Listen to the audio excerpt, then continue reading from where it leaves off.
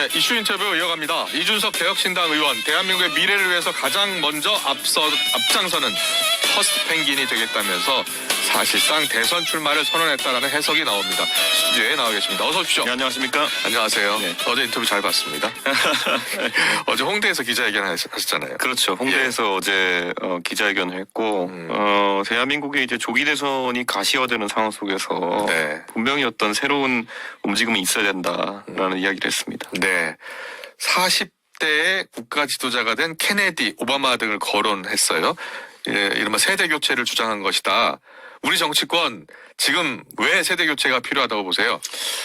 저는 이제 대한민국이 대처해야 되는 것들이 많은데 네. 이게 뭐 국내 정치 상황만 갖고 대처할 수는 없고 방금 전에 트럼프 언급 나왔지만은 과학기술 패권이라든지 아니면 예. 국제적 관계 속에서 풀어나가야 될 것이 많은데요. 이제 뭐 그런 새로운 문물에 빠르게 적응할 수 있고 네. 국제 감각이 있는 세대가 아니면 대처가 불가능하다. 제가 언급했지만은 케네디도 사실 냉전 시대의 거의 43세의 지도자로 미국 국민들이 믿고 맡겨줬던 것이고 10년 만에 이제 달에 사람을 보낸 그런 선거까지 이제 네, 만들겠다고 맞습니다. 했었죠. 예. 그리고 뭐 오바마 46세 사실 인종 그런 차별 상황을 극복하고 예. 그리고 이제 대통령에 당선된 거고 영국의 토니 블레어 43살에 제3의 길 내세우면서 당선됐고요. 39살의 마크롱 프랑스에서 여러 개혁을 하면서 당선됐는데 뭐 그 나라들만 뭐 하라는 법 있겠습니까? 예. 대한민국도 충분히 그런 변화의 선봉에 설 수 있다 그런 생각입니다. 그렇군요. 그 40대 세대 교체론 하니까 1969년 김영삼 의원 당시 40대 기수론, 또 2006년에 김부겸, 김영춘, 임종석 당시 이제 당권 도전하면서 또 역시 40대 기수론 나왔었고요. 2011년에 나경원, 남경필, 원희룡 때도 당권 도전하면서 40대 기수론이 나왔어요. 근데 그 40대 기수론이 항상 초반에는 좀 바람을 일으키다가 힘을 못 받는 경우가 많았거든요. 그분들이 항상 도전자의 위치에서 여러 노력을 했던 건 맞지만요. 네. 저는 이미 36살에 대한민국의 야당 여당 당대표를 했던 사람입니다. 예. 그렇기 때문에 저는 이제 제가 그 다음 단계에 도전하는 것이 부자연스럽진 않을 것이다. 이렇게 생각하고요. 예. 제가 또 그 대표하고 이러면서 성과를 낸 부분들이 있지 않습니까? 네. 저는 실적을 갖춘 상황 속에서 그런 도전을 한다. 이렇게 생각합니다. 그렇군요. 예. 단순히 지금 뭐 파격 후보 이런 형태로 도전하는 것은 아니다. 네. 지난번 국민의힘 당대표에 도전해서 당대표가 된 그때의 상황을 지금 이야기하시는 거예요? 그렇죠. 그 당시에 당대표가 되어서 결국 윤석열 대통령 바로잡겠다고 극한투쟁까지 해가면서 예. 대선 지선 승리로 이끌고 아. 그다음에 동탄에서 3자 구도에서 3당 후보가 당선되기도 하고 네. 그렇다면은 제 입장에서는 당연히 더 큰 도전을 할 수 있는 그런 준비 과정들이 지나갔다 이렇게 봅니다. 그렇군요. 정치 지형은 어떻습니까? 저는 탄핵 대선이라는 건 항상 진단하기 어렵습니다. 네. 예전에도 탄핵 대선 중간에 안철수 후보가 부상해가지고 잠시 아. 1등 찍었던 적도 있고요. 그렇군요. 예. 그런데 지금 지난 탄핵 대선과 다르게 네. 이제 보수 진영이 굉장히 이제 강경 보수화 또는 극우화되는 경향성이 있는데요. 네. 뭐 새로 경험한다고 해가지고 이런 것들이 뭐 돌파하지 못할 장애는 아니다 이렇게 생각합니다. 알겠습니다. 퍼스트 펭귄 이야기 하셨잖아요. 예. 퍼스트 펭귄에 대해서 좀 더 자세히 이야기. 그러니까 이게 펭귄들이 이제 남극에 살죠. 네. 남극에 사는 펭귄들이 물에 뛰어들 때 이 누가 용기 내가지고 펄쩍 뛰어들지 않으면은 무리가 그 빙상 위에서 이제 정체되어 있는 경우가 있습니다. 그럼 왜냐면 밑에 바닷속에 뛰어들면은 밑에 범고래가 있을지 뭐가 있을지 모르는 상황 속에서 네. 먼저 뛰어들면 잡아먹힐 가능성이 제일 높거든요. 아. 예, 밑에 범고래나 상어가 있으면은 예. 뭐야 이거 갑자기 먹이가 뛰어드네 이런 느낌일 거 아닙니까? 그렇죠. 그런데 아. 한 명이 용기를 내서 뛰어들면은 그 다음에 다른 사람들이 뛰어들 수 있는 환경을 만드는 것이기 때문에 네. 저는 대한민국의 30, 40대, 20, 30대들이 정치 영역에서 제가 하는 움직임을 시작으로 해가지고 예. 사회 각계에서 본인들 능력에 맞는 도전을 했으면 좋겠다. 네. 사실 이번 대선 국면이 펼쳐지기 전에 대한체육회장도 이제 82년생 유승민 그렇습니다. 그 탁구협회장이 이제 된 거잖아요. 네. 저는 이런 게 꼭 탁구협회 또는 대한체육회에서만 있어야 되는 일이겠느냐 그렇지 않다고 봅니다. 사회 전반에 이런 변화가 일어나야 되는 것이고 예. 정치가 제일 먼저 바뀌어야 됩니다. 아. 포스 펭귄 그리고 상어, 네. 범고래. 네. 보니까 전체적으로 남극이에요. 상당히 추운 곳. 남극에서 네, 그렇죠. 예. 지금 남극이 우리나라 정치 상황하고 비슷하다고 보세요? 그럴 수도 있겠지만요. 퍼스트 예. 펭귄이 중요한 거는요. 범고래가 있기 때문에 안 뛰어드는 게 아니라 있을지도 모른다는 두려움 때문에 펭귄들이 안 뛰어드는 겁니다. 그렇군요. 예. 저는 지금 대한민국의 젊은 세대가 그 두려움보다는 도전 정신에 입각해서 많은 판단을 해야 된다. 이렇게 보는 거고요. 저한테 네. 뭐 젊다 어리다 뭐 이렇게 공격하는 분들도 있지만은 그게 다 당신들의 손자나 당신들의 아들들한테 나중에 적용될 얘기입니다. 네. 예, 지금 여러분의 손자나 자녀 중에서 전 세계적으로 보면 어리지 않죠. 예. 그렇죠. 네. 제가 지금 대선 출마 연령이 만 40대로 헌법에 규정돼 있으니까 이렇게 하는 거지. 사실 30대 세계 지도자들도 많고요. 네. 지금 이준석에게 어리다, 뭐 젊다, 싸가지 없다 하는 모든 비판들 그대로 그만하시는 분들의 자녀와 손자, 손녀들에게 언젠가는 사회에서 적용될 족쇄다. 네. 그런 건 신중하게 쓰셔야 된다. 이준석의 한 말 중에 틀린 게 있으면은 신나게 비판하시면 된다. 알겠습니다. 예.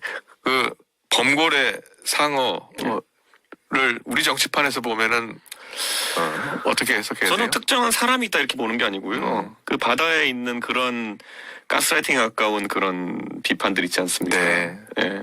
사실 나이 40에 제가 정치 도전하는데 아까 제가 말했던 것처럼 당대표도 하고 국회의원도 하고 이렇게 하면서 경험은 쌓고 있는데 그냥 막연하게 너는 기다려야 돼.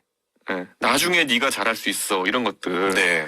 그거는 기득권이 본인들의 위치를 정당하기 위해서 하는 말이지 딱히 그게 뭐 합리적인 얘기는 아닌 것 같거든요. 네. 제가 지금 예를 들어 정치를 뭐 20년 더 해서 60대가 되면은 제가 닳겠죠. 네. 근데 그건 또 싫어하면서 기다려라 뭐 이런 건 말 그대로 그냥 기득권 옹호 논리일 뿐이지 네. 의미가 있는 얘기는 아닙니다. 알겠습니다. 전체적으로 아직은 이제 개혁신당의 당 지지율이 이렇게 높지 않고 또 이준석 의원도 각종 여론조사에서 높게 나타나지 않기 때문에 일각에선 단일화 이야기를 또 꺼내나 봐요.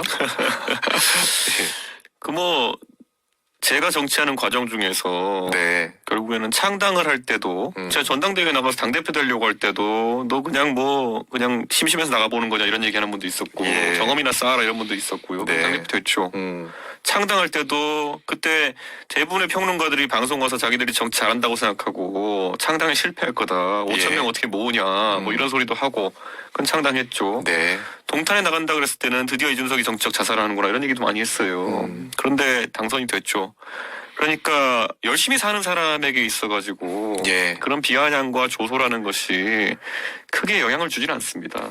예, 그래서 저는 지지율 같은 국면도 지금까지 대한민국에서 3당이 뭐 순탄한 선거 치른 적이 있습니까? 네. 다들 그 자리에 시작해가지고 올라가는 것이고 개혁신당이 요즘 뭐 분란이 있다는 얘기 하는데요. 중소기업 경험해보신 분, 저도 중소기업을 다녀봤지만은 중소기업은 대기업에 비해가지고 한 10가지, 20가지 더 많은 고민이 있습니다. 예. 네, 아무래도 회사의 지속 가능성이나 아니면은 뭔가를 벌어서 사람들이 나눠주는 문제라든지 근데 그 과정을 거쳐야지만 대기업이 되는 것이고요. 네.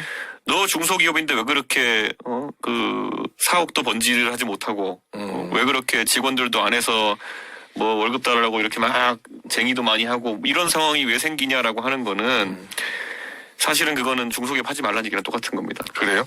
그런데요, 당내 지금 내용이 좀 심화되고 있잖아요. 최고위원회가 따로 열리고 있고. 그거야 뭐 당연히 허은하 대표가 최근에 당원 소환제를 통해 가지고 당원들의 92%가 이제 소환에 동의했기 때문에 해임된 상태인데 그렇기 때문에 본인은 거기서 어떻게든 직을 유지하기 위해서 네. 그런 행동을 할 수 있겠지만은 저는 당원들의 92%가 어떤 판단을 했다는 거는 네. 이미 상황은 뭐 말끔하게 정리된 상황 아닌가. 내용이라 그러려면 뭐 6대4 뭐 5대5 이렇게 갈려가지고 다투고 있어야 되는 건데 92대8이면은 제 생각에는 개혁신당은 단결해 있다 이렇게 생각합니다. 당내 상황에서 이준석 의원이 당대표는 아니지만 가장 지분이 많다라는 해석이잖아요. 그러니까 당내 리더십을 그래도 좀 더 발휘했어야 되는 것 아니냐라는 시각에 대해서는요. 그게 그러니까 제가 뭐 상황 정치를 하겠느냐라는 건데 제가 오히려 안 했기 때문에 이런 상황이 발생한 거죠. 예. 그러니까 뭐 저한테 상황 정치했다 이렇게 지적하는 분이 있는데요. 네. 상황이면 그렇게 말 안 듣고 있겠습니까 지금? 그러니까 애초에 그 형용 모순인 얘기예요. 예. 예. 알겠습니다. 당내 상황 여기까지 하고 일단 대선 출마 관련해서 좀 더 이어가 볼게요. 예. 여야 지지층이 따로 지금 결집돼 있는 상황이잖아요. 그러면 여야 지지층을 이제 이준석 대표 쪽으로 끌어와야 되는데 여나 야나 지금 특히 야 같은 경우에는 이재명 대표가 강력한 지금 후보잖아요. 어떻게 또 국민의힘 지지층 또 민주당 지지층을 끌어올 수 있다고 보세요? 제가 예전에 국민의힘 당대표 할 때 예. 이재명 대표가 그 당시 실질적 당대표인 상황 속에서 지방선거에서 이재명 대표를 이겨보기도 했고요. 아. 이재명 대표의 장점도 명확하고 단점도 명확하다 이렇게 생각합니다. 네. 그 공략하는 건 선거 전에 접어들면은 전장이 강제로 형성됩니다. 예. 지금은 사실 이준석이랑 토론하자, 이준석이랑 얘기하자, 이준석이랑 정책적으로 뭐 논의하자 이러면은 잘 안 하려고 그래요. 예. 왜냐하면은 해서 그렇게 이득 볼 상황이 아니기 때문에. 아. 예. 예전에 동탄 선거 같은 경우에도 결국엔 토론의 장이 펼쳐지고 나니까 예. 사실 그런 변화가 일어났는데요. 아.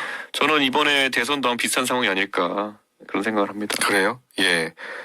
이재명 대표가 최근에 이제 외연 확장 행보를 보이고 있잖아요. 예. 전체적으로 최근에 AI와 민생 위에 추경이 필요하다라고도 하고요.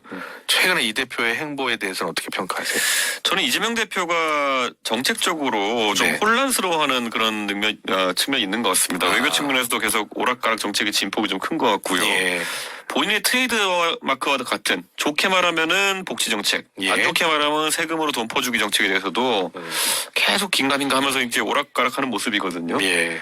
저는 이게 지금 이재명 대표의 다소간의 불안함을 지금 표출하는 것이 아니냐 이런 생각이 들고요. 사실 이재명 대표 입장에서는 지금 자기가 1위를 많은 지지표에 달린다 하더라도 결국에는 2심 판결이라든지 이런 것들이 부담이 되고 있는 상황이다. 아. 이렇게 해석해야 될 것 같습니다. 2심 판결 여부에 따라서 달라질 거라고 보세요? 헌법 84조가 대통령의 불소추 특권입니다.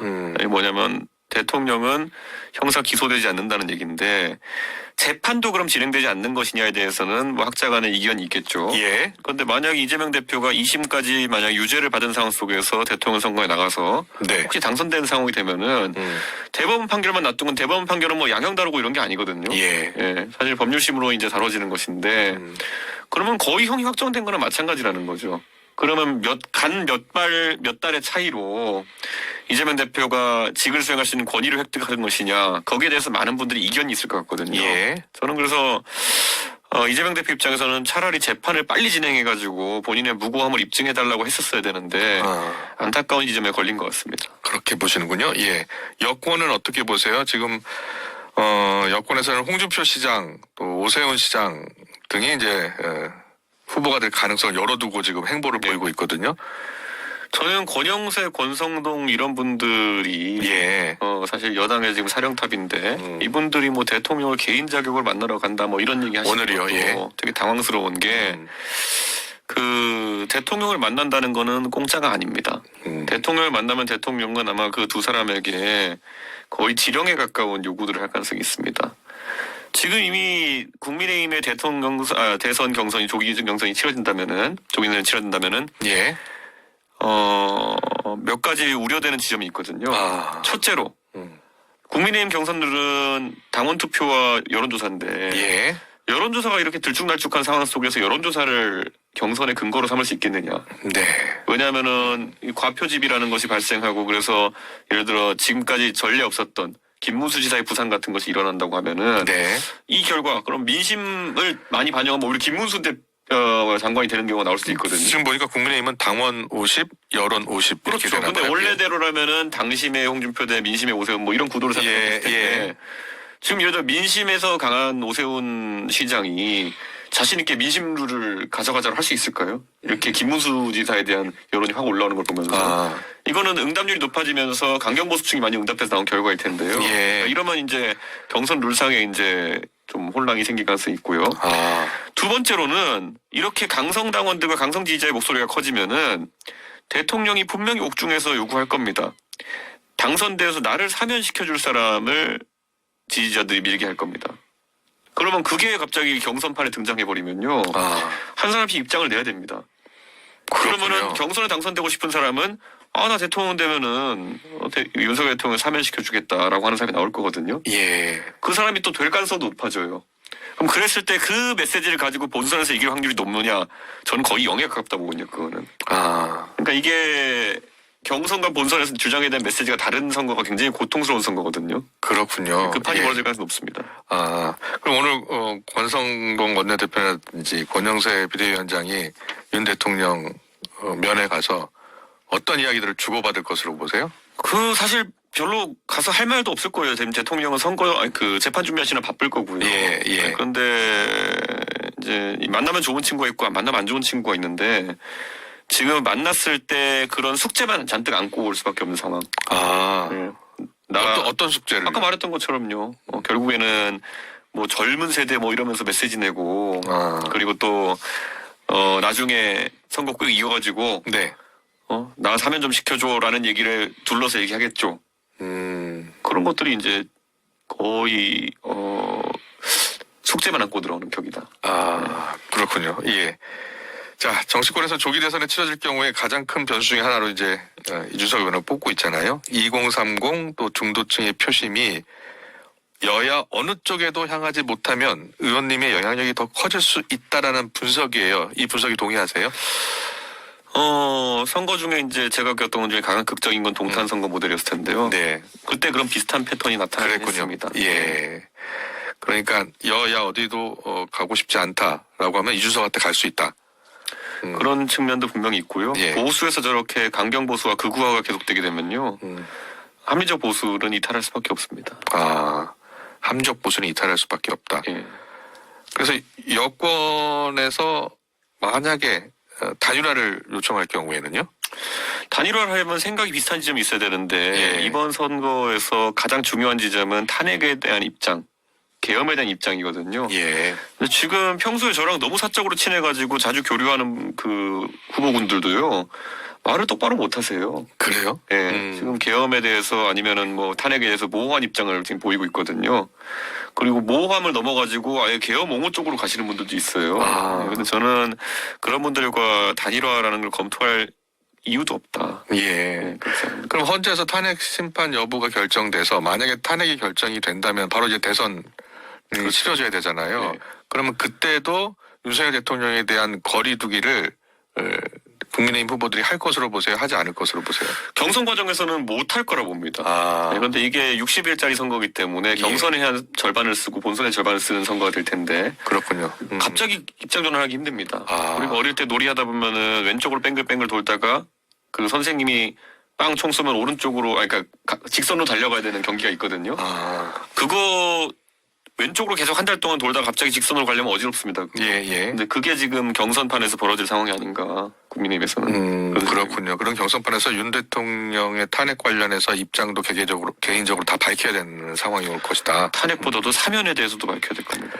사면 여부에 대해서도 밝혀야 된다. 그럼 어떻게 나올 것으로 보세요? 각 후보들이. 뭐 예측하는 건 있지만은 제가 뭐 남의 당 경선에 개입할 상황은 아니기 때문에 예. 그거는 뭐 청취자들도 상상에 맡기겠습니다. 알겠습니다. 최상목 대행이 두 번째 내란특검법 제2요구권 행사했잖아요. 예. 민주당을 합당한 책임을 묻겠다라는 입장이긴 해요. 민주당이 탄핵 카드를 꺼낼 수 있을 것으로 보세요? 만약에 최상목 대행에 대한 탄핵을 민주당을 중심으로 해서 강행하는 움직임이 있다면은 저는 우선 개인적으로는 이번에 반대표를 던져야겠다는 생각을 합니다. 왜냐하면은 내란 특검이라는 것의 실익이라는 것이 지금 사실 많이 없어진 상황이고요. 예. 그리고 이 탄핵이 남발되면서 국제 정세에 대처하는 우리 정부의 총체적 능력 자체가 저하되고 있습니다. 네. 지금 내란 특검 어차피 제 생각에는 대통령이 이제 감옥에 가 있고 예.